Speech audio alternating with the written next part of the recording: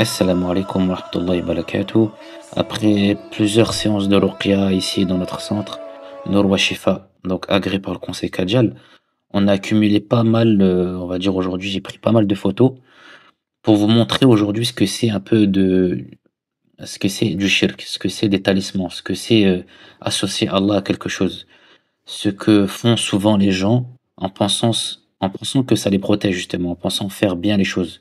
Mais ils se trompent. Et justement, là, j'ai des photos à vous montrer. C'est des objets collectés dans notre centre, en fait. Ce sont des outils utilisés dans des pratiques de shirk, de sorcellerie, de pacte, avec les djinns ou pas. Ça, c'est une réalité, d'accord? Et c'est dangereux pour votre âme, tout simplement parce qu'Allah ne pardonne pas le shirk, il pardonne tout, sauf le shirk. Donc, on va parler de ça. Et je vais vous montrer, voilà, ces photos que vous voyez à l'écran. Bon, ça fait déjà 15 ans de travail, donc je vous ai pas tout mis, mais on va dire à peu près. Ça ressemble à peu près à ça, vous allez voir, d'accord? Donc déjà, on va donner une définition du shirk rapidement. Donc le shirk, c'est associer Allah à une divinité ou accorder à autre qu'Allah un acte d'adoration. D'accord? Tout simplement. C'est le plus grand des péchés que vous pouvez faire. Il annule toutes les bonnes actions. On a la preuve dans le Coran, Allah ne pardonne pas qu'on lui donne un associé à part cela. Il pardonne à qui il veut. Surat An-Nisa. Surat Az-Zumar. Et certes, il t'a été révélé ainsi qu'à ceux avant toi. Si tu donnes des associés à Allah, ton œuvre sera certes vaine, et tu seras très certainement du nombre des perdants. Donc vous voyez, on a la preuve ici. Bon, plusieurs preuves il y en a, mais c'est pas le but aujourd'hui, c'est juste pour vous sensibiliser un peu. Donc on a plusieurs formes de shirk. Par exemple, là ce que vous voyez à l'écran, c'est une sorte d'assiette avec un billet de 10, des encens, du parfum, bref, il y a un peu de tout. C'est en fonction des pays, en fonction des cultures, vous allez retrouver à peu près ça. Mais ça dépend des cultures. Ils ont plusieurs noms, mais c'est la même chose. Globalement, c'est d'aller demander à un djinn, ou entre guillemets un esprit comme ils disent, bah, quelque chose en retour. Donc ils vont utiliser ce qu'il y a à l'écran. Ils vont leur donner, voilà, 10 €, 20 €. Des fois, c'est des sacrifices de viande. Ils vont donner du coq, du poulet, du zébu, du mouton, bref, l'ovin comme du bovin. Ils vont leur donner des parfums. Bref, ça dépendra des cultures, mais ça reste dans le même thème. Voilà, ça reste dans le même thème. Donc il y a ça. Il y a aussi des papiers que vous allez voir, bah, comme ça, avec des épées, des dessins, des carrés magiques, des étoiles. Souvent, l'étoile que vous voyez dans ces dessins, ça veut dire je ne crois pas.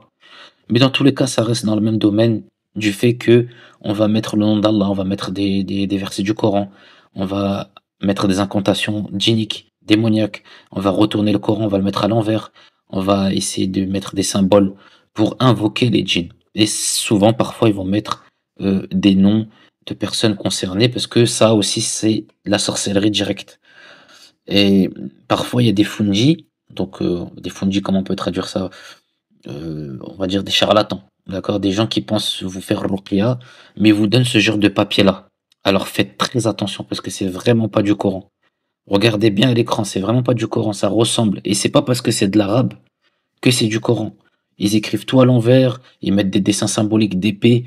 Alors je suis pas là pour vous dire dans les détails détailler ce que c'est, mais généralement, ça n'augure rien de bon. C'est pour invoquer un djinn pour qu'il se colle à ce gris-gris, à ce hriz, à ce talisman, afin d'appliquer ce qui lui a été demandé. Du coup, il va pas sortir de cette maison-là ou du propriétaire tant que vous ne détruisez pas ça. C'est simple.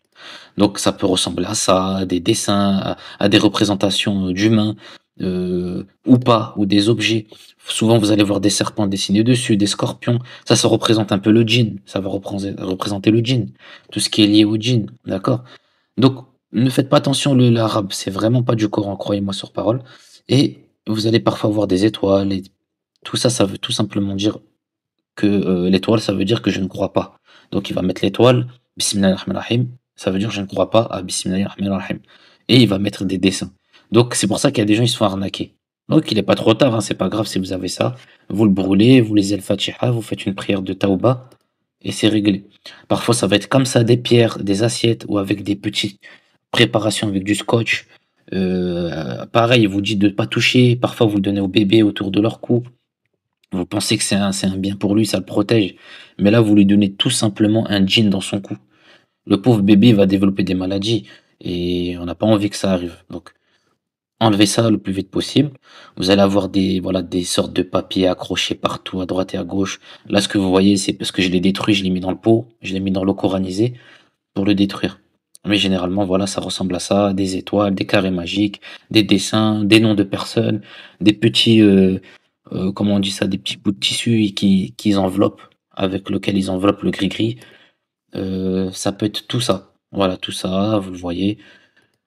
Ça ressemble à rien. C'est pas du Coran. Si vous regardez bien, c'est des symboles, c'est des choses qu'ils étudient dans leurs livres de sorcellerie. Et ça n'a rien à voir avec notre religion. Et du coup, vous avez aussi des bracelets. Il y a des gens qui vous vendent des bracelets, soi-disant, ou des colliers, ou peu importe. Et ils vous disent que ça vous protège. Ça va protéger contre le mauvais esprit, contre le mauvais œil. C'est faux. La main de Fatna, la main de je sais pas quoi, la main, ou des bracelets en argent, ou ils vous disent ça enlève les vertiges. Tout ça, c'est du shirk. Tout ça, c'est préparé en avance pour appeler un djinn et l'associer avec le bracelet et vous le donner.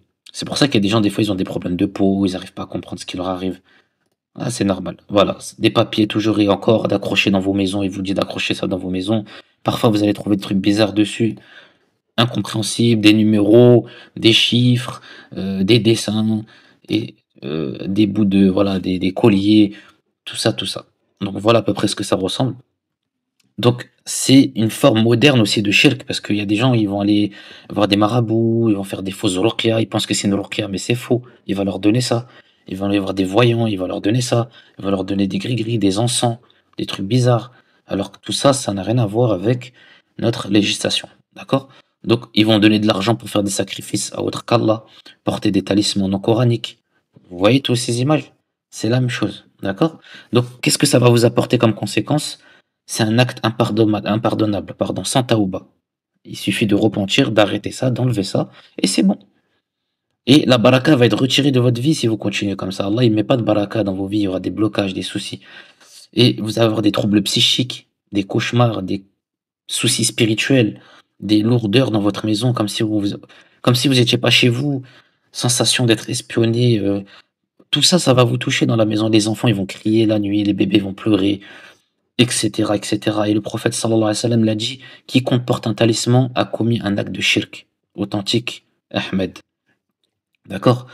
Donc, le bon chemin, c'est prendre un ruqya légal. D'accord? Dire une bonne sourate de le Coran, aller voir un bon raqi pour vous donner un bon diagnostic et vous donner des bons conseils. Donc ça, alhamdoulilah, notre institut le propose pour les francophones, les personnes qui veulent se soigner. On est à Mayotte et aussi on propose les consultations en ligne pour les personnes qui sont à distance. C'est la même chose, d'accord? En tout cas, vous avez des solutions là. On mettra tous les liens en description. N'hésitez pas euh, à prendre aussi connaissance de ce qu'on fait. On a la chaîne, tout ça, et à prendre contact avec nous aussi. Donc, essayez de vous rapprocher d'Allah aussi par le dhikr, la prière, et apprendre la science. Parce que quand on ne connaît pas quelque chose, c'est Shaitan qui vient derrière. D'accord? Donc, jouez pas avec votre âme. Si vous avez pratiqué cela, alhamdoulilah, il accepte le repentir, il n'est pas trop tard. Et si vous ressentez des troubles, n'allez pas voir des charlatans. Aujourd'hui, on vous propose des soins authentiques avec une bonne, mashallah, ça a donné ses preuves. Et si vous avez des questions et des doutes, vous posez les questions, il n'y a pas de problème. À distance ou sur place, Inch'Allah, il n'y a pas de problème, tout est en description. Donc faites attention à vous, qu'Allah vous protège, qu'Allah vous facilite, qu'Allah vous accorde la guérison complète et facile. Wassalatu wassalamu ala rasulillah, wassalam.